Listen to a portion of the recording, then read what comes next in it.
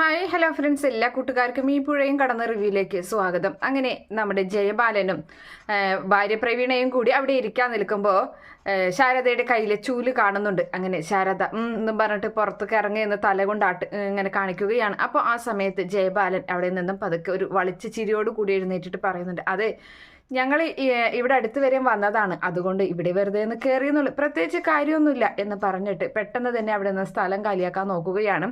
വാ പ്രവീണെ എന്ന് വിളിക്കുകയും ചെയ്യുന്നുണ്ട്. അങ്ങനെ പ്രവീണയും വാലും ചുരുട്ടി ജയബാലിന്റെ പുറകിലൂടെ പോവുകയാണ്.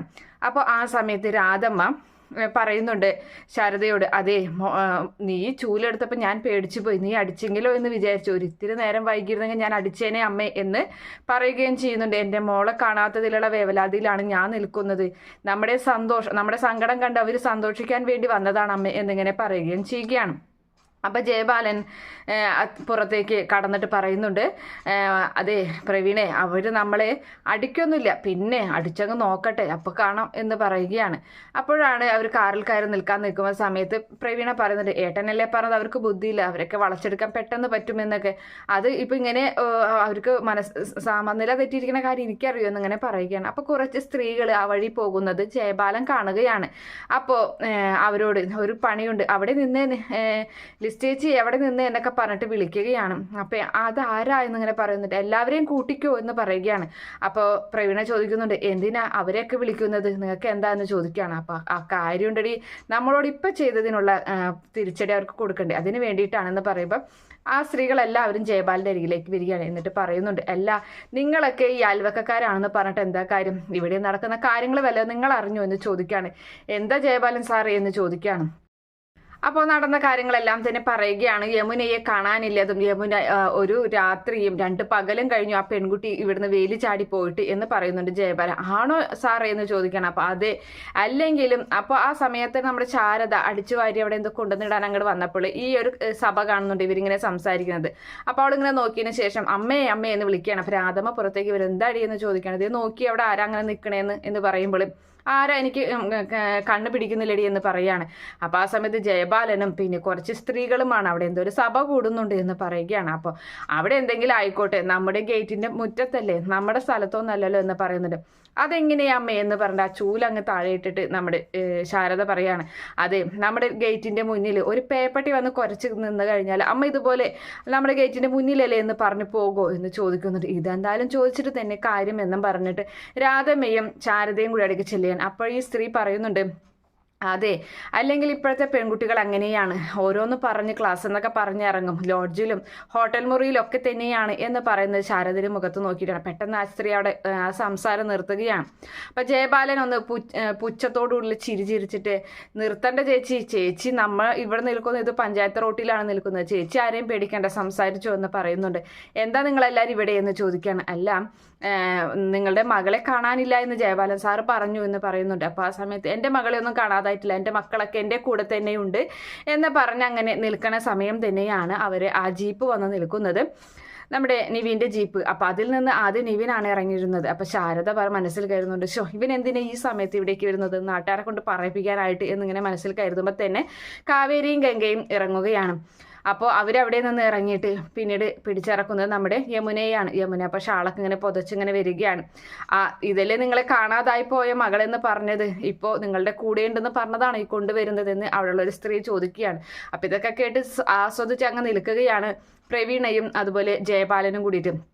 അപ്പം അമ്മേ വാ അമ്മേ നമുക്ക് അവളെടുത്തേക്ക് പോകാമെന്നും പറഞ്ഞു. അപ്പം ശാരദയും രാധമ്മയും കൂടി അവളേക്ക് ചെല്ലുകയാണ്. എന്താ മോൾ എന്താ പറ്റിയതെന്നൊക്കെ ചോദിച്ചിങ്ങനെ നിൽക്കുന്നുണ്ട്. അങ്ങനെ അവളെ അങ്ങോട്ട് പിടിച്ചു കൊണ്ടുപോവുകയാണ്. അപ്പോൾ അവരുടെ സംസാരമൊക്കെ കേട്ട് അവർ പറയുന്നുണ്ട്, കോളേജിലേക്ക് എന്ന് പറഞ്ഞ് പഠിക്കാൻ പോയിട്ട് രാത്രി എന്തൊക്കെ പഠിച്ചു എന്ന് മോളോടൊന്ന് ചോദിച്ചു നോക്കി എന്നിങ്ങനെ പരിഹാസത്തോടെ പറയുകയാണ്.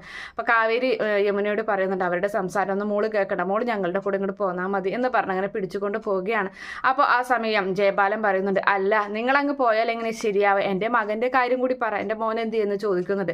ഓ അങ്ങനെ ഒരു കാര്യമുണ്ട് അല്ലേ, എന്തായാലും അവസാനം ആയിട്ടില്ല, ഒരു ടെയിലെൻറ്റും കൂടി ഉണ്ടല്ലേ എന്ന് പറഞ്ഞിട്ട് അങ്ങനെ നിൽക്കുമ്പോൾ തന്നെ കാവേരി നീവിനോട് തല കൊണ്ട് ഇങ്ങനെ കാണിക്കുകയാണ്. അപ്പോൾ ആ സമയം നമ്മുടെ വിനീത് തല്ലിച്ചതച്ച വിശാലിനെയും കൊണ്ടുവരികയാണ്. മോനെ എന്നൊക്കെ പറഞ്ഞിട്ട് പ്രവീൺ അപ്പം തുടങ്ങി പ്രകടനം, എന്താ പറ്റിയത് എൻ്റെ മോനെ എന്നൊക്കെ ചോദിക്കുന്നുണ്ട്. അപ്പോൾ ആ സമയം എൻ്റെ മകനെ ഇത്രയ്ക്ക് തല്ലിക്കൊള്ളാറാക്കിയോ എന്നൊക്കെ ഇങ്ങനെ ചോദിക്കുകയാണ്. അപ്പോൾ അങ്ങനെ ആ സമയത്താണെങ്കിൽ ജയബാലനും അവൻ്റെ അരികിലേക്ക് റിയാക്ഷനായിട്ട് വരുന്ന സമയത്ത് നിവിൻ ഇടയിൽ നിൽക്കുകയാണ്. എന്നിട്ട് നിവിൻ പറയുന്നുണ്ട്, അതെ അങ്കിളെ ഇവിടെ വെച്ച് പ്രശ്നം ഉണ്ടാക്കണ്ട, നിങ്ങളും നാറും ഇവരും നാറും എല്ലാവരും നാറും, അതുകൊണ്ട് അകത്ത് പോയിട്ട് ഇതിനുള്ള സംസാരിച്ച് തീർക്കുക, അതാണ് നല്ലത് എന്ന് പറയുന്നുണ്ട്. അങ്ങനെ പിന്നെ അകത്ത് അവരെ ശാരദയുടെ വീടിൻ്റെ അകത്താണ് നിൽക്കുന്നത്. അങ്ങനെ അവിടെ നിന്നിട്ട് സംസാരിക്കുകയാണ്. അപ്പോൾ ആ സമയത്ത് പറയുന്നുണ്ട്, ഇവനാണ് എൻ്റെ ഇവളെ പിടിച്ചു കൊണ്ടുപോയി പൂട്ടിയിട്ടു, ഒരു ദിവസം പൂട്ടിയിട്ടു എന്നിങ്ങനെ പറയണ കേൾക്കുമ്പോൾ ജയബാലൻ്റെ കണ്ണൊക്കെ തള്ളി പുറത്തേക്ക് വരികയാണ്. ജയബാലൻ പറയുന്നുണ്ട്, എന്താണ് ഞാൻ ഈ കേൾക്കുന്നത് എന്ന് ചോദിച്ചിട്ട് വീണ്ടും ജയബാലൻ എല്ലാവരുടെയും മുന്നിലിട്ട് വിശാലിനെ തല്ലിച്ചതയ്ക്കുകയാണ് ചെയ്യുന്നത്. അപ്പോൾ ആ സമയത്ത് അപ്പോൾ ജയബാലിന് ഒരു കോള് വരുന്നുണ്ട്. എന്നിട്ട് പുറത്തേക്ക് ആ കോൾ എടുത്തിട്ട് പറയുകയാണ്, വേണ്ട ഇവിടെ വന്നിട്ടുണ്ട്, ഇനി അന്വേഷണം ഒന്നും തുടങ്ങണ്ട എന്നിങ്ങനെ പറഞ്ഞ് അങ്ങനെ നിൽക്കുകയാണ്. അപ്പോൾ വിശാൽ പറയുന്നുണ്ട്, എല്ലാവരും എൻ്റെ ദേഹത്തേക്ക് എന്നെ തല്ലാനല്ലായിരുന്നു തിരക്ക്, ഞാൻ ഒരാളെയും കെട്ടിവലിച്ചു കൊണ്ടുപോയിട്ടില്ല, അവളെ സ്വമനസാലെ എൻ്റെ കൂടെ ഇറങ്ങി വന്നതാണ് എന്ന് പറയുന്നുണ്ട്. അത് കേൾക്കുന്ന ശാരദ ഞെട്ടിപ്പോവുകയാണ്. അപ്പോൾ ശാരദ യമുനയായിട്ട് തല്ലുകയാണ്, എന്താടി ഞാൻ ഈ കേൾക്കുന്നത്, നീ എന്തിനാടി അവൻ്റെ കൂടെ പോയത് എന്നൊക്കെ ചോദിച്ചിട്ട് അങ്ങനെ തല്ലിച്ചതയ്ക്കുന്നുണ്ട്. അപ്പോൾ ആ സമയത്ത് ജയബാലൻ തിരിച്ചു വരികയാണ്. എന്താ ഇവിടെ എന്ന് ചോദിക്കുമ്പോൾ പ്രവീണ പറയണം, ഏട്ടാ ഇവൻ എൻ്റെ മോന്, നമ്മുടെ മോന് അവളെ ഒന്നും കൊണ്ടുപോയതൊന്നല്ല, കടത്തിക്കൊണ്ടുപോയതൊന്നല്ല, അവൾ സ്വമനസാലെ നമ്മുടെ മോൻ്റെ കൂടെ ഇറങ്ങി വന്നത്, എന്നിട്ടാണ് നമ്മുടെ മോന് മാത്രം കുറ്റം, നമ്മുടെ മോന് മാത്രം അടിയും തല്ലും എന്നൊക്കെ ഇങ്ങനെ പ്രവീണ വാദിക്കുന്നുണ്ട്. അപ്പോൾ ആ സമയത്ത് എന്താടാ സംഭവിച്ചത് എന്ന് ചോദിക്കുമ്പോൾ അത് നമ്മുടെ വിനീത് പറയുകയാണ്, അതെ തട്ടിക്കൊണ്ടുപോയി തന്നെയാണ്, അതെ അത് ഉറപ്പാണ്, എങ്കിൽ ആൻറ്റി വാദിക്കാൻ നിൽക്കണ്ട എന്ന് പറയുന്നുണ്ട്. അപ്പോൾ ഇവൻ പറയുകയാണ്, നിവിൻ പറയുന്നുണ്ട്, അതെ ഒരാളെ.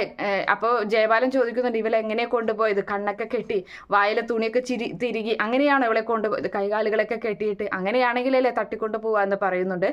അപ്പോൾ ആ സമയത്ത് നിവിൻ പറയാണ്, അത് മാത്രമല്ലല്ലോ അങ്കിളെ, കൊണ്ടുപോകലിൻ്റെ വേർഷൻ എന്ന് പറയുന്നത് ഒരാളുടെ പ്രലോഭിപ്പിച്ച് മനസ്സ് മാറ്റി കൊണ്ടുപോകുന്നതിനെയും അങ്ങനെ പറയുമല്ലോ എന്ന് പറയുന്നുണ്ട്. അപ്പോൾ ജയബാലൻ ഞെട്ടുകയാണ്. അപ്പോൾ ജയബാലൻ പറയുന്നുണ്ട്, എന്തായാലും ഇവൻ എന്താണ് യമുനയോട് പറഞ്ഞതെന്നോ, അതുപോലെ തന്നെ യമുന ഇവൻ പറഞ്ഞ് എന്ത് വിശ്വസിച്ചിട്ടാണ് ഇവൻ്റെ കൂടെ പോയതെന്നോ എന്നൊന്നും എനിക്കറിയില്ല, എന്തായാലും ഈ കണക്ക് എനിക്ക് തീർക്കാൻ അറിയും, ഇത് പോലീസോ പട്ടാളോ ഒന്നും വേണ്ട, ഇവനെ കൊണ്ടുള്ള ശല്യം ഇനി ഈ കുടുംബത്തിനുണ്ടാകില്ല, ഇതെനിക്ക് തീർക്കാൻ എനിക്കറിയാമെന്നും പറഞ്ഞ് അവൻ്റെ ഷർട്ടിന് കുത്തനെ പിടിച്ച് വലിച്ചുകൊണ്ട് പോകണം. അപ്പോൾ പ്രവീണ പറയുന്നുണ്ട്, വേണ്ട ഏട്ടാ വേണ്ട, എന്തിനാ അവൻ എൻ്റെ മോനിങ്ങനെ തല്ലല്ലേ ഏട്ടാ എന്നൊക്കെ ഇങ്ങനെ പറയുന്നുണ്ട്. അപ്പം പ്രവീണയൊന്ന് നോക്കുകയാണ് ജയബാലൻ. പ്രവീണ പേടിച്ച് പിന്മാറുന്നുണ്ട്.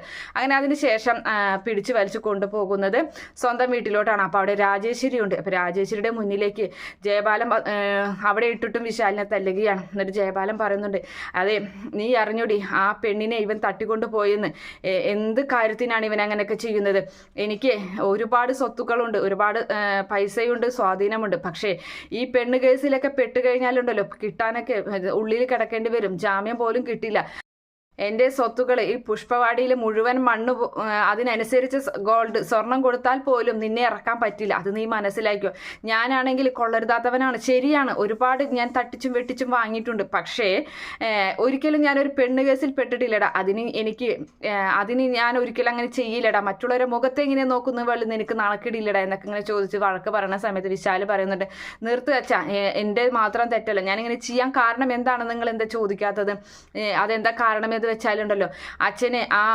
കല്യാണം അവിടെ വെച്ചിട്ട് അമ്പലത്തിൽ വെച്ച് ക്ഷേത്രത്തിൽ വെച്ച് കൂക്കി വിളിച്ചിട്ടല്ലേ അച്ഛനെ അവരെ നിന്നും പറഞ്ഞയച്ച, അതുപോലെ ഭൂമി പൂജയും തടസ്സപ്പെടുത്തി അങ്ങനെ അവർക്ക് എതിരെ ഒരു പണി കൊടുക്കണമെന്ന് വിചാരിച്ചത് കൊണ്ടാണ് ഈ പറയുന്ന യമുനയെ ഞാൻ തട്ടിക്കൊണ്ടുപോയത്, അല്ലാണ്ട് എനിക്ക് അവളോടുള്ള പ്രേമം മൂത്തിട്ട് രാവണൻ സീതയെ തട്ടിക്കൊണ്ടു പോയ പോലെയൊന്നുമല്ല, എനിക്കവ അങ്ങനെ ചെയ്യണമായിരുന്നെങ്കിൽ അവൾ എന്നെ ഒരു വിരൽ ഞൊടിച്ചിരുന്നെങ്കിൽ അവൾ എൻ്റെ കൂടെ വരുമായിരുന്നു, അതല്ല ഞാൻ ചെയ്തത്, എനിക്കൊരു രാത്രി അവളെ അവിടെ കിട്ടണമായിരുന്നു, അത്രേ ഉള്ളൂ എന്നിങ്ങനെ പറയുകയാണ്. അപ്പോൾ ജയബാലൻ പറയുന്നുണ്ട്, എൻ്റെ കണക്കുകളൊക്കെ എനിക്കറിയാം തീർക്കാനായിട്ട്, അല്ലാതെ നീ അതിലിടപെടേണ്ട ആവശ്യമില്ല എന്നൊക്കെ ഇങ്ങനെ പറഞ്ഞു നിൽക്കുന്ന ഭാഗം കാണിച്ചിട്ടാണ് ഇന്നത്തെ എപ്പിസോഡ് അവസാനിക്കുന്നത്. ഈ റിവ്യൂ ഇഷ്ടപ്പെടുകയാണെങ്കിൽ ഈ ചാനൽ ഒന്ന് സബ്സ്ക്രൈബ് ചെയ്ത് സപ്പോർട്ട് ചെയ്യണം. Okay friends, bye, thank U.